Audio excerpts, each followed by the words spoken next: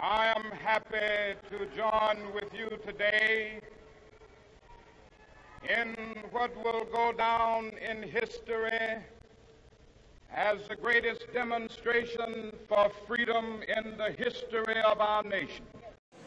So what did Martin Luther King Jr. stand for? Martin Luther King stood for rights and wokeness. Martin Luther King fought for the civil rights with Rosa Parks. Martin Luther King stood against segregation. He wanted the blacks and the whites to be able to go to school together, just to be able to hang out, just to be able to to be able to hang out without anybody saying anything, without getting in trouble. I think that stood for racial equality. You know how all races are equal. It doesn't matter what skin you are, what skin color you are, or whether you're man or woman. We're all humans. We're all the same. He stood for the civil rights for people. Well, he was a civil rights leader, and he wanted everyone to be equal, like Hispanic people and women and African American people. So basically, he just wanted everyone to be equal and no differences between people, really. We will be able to speed up that day when all of God's children, black men and white men, Jews and Gentiles, Protestants and Catholics, will be able to join hands and sing in the words of the old Negro spiritual, free at last, free at last. Thank God Almighty, we are free at last.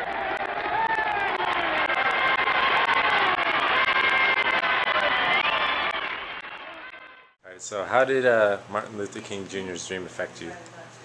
He made it so that everybody is treated equal. So if me and a Caucasian person would be together, he wouldn't get like a better seat at a restaurant.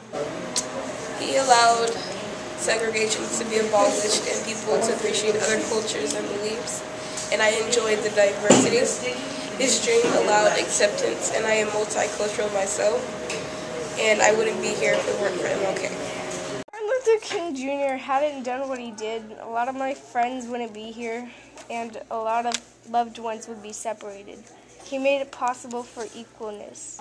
It affected me because I come from a Hispanic background, and like not so much people get to get jobs back then, like in the 60s or 70s, because of their race. And like nowadays, like I get to go to school with like blacks, Asians, Caucasians. It don't matter any race. Everybody's equal nowadays.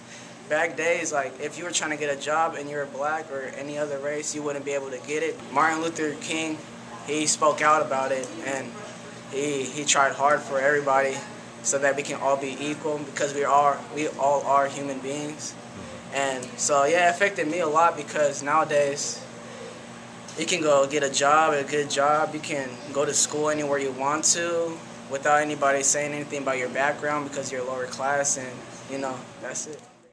One day right there in Alabama, little black boys and black girls will be able to join hands with little white boys and white girls as sisters and brothers. I have a dream today.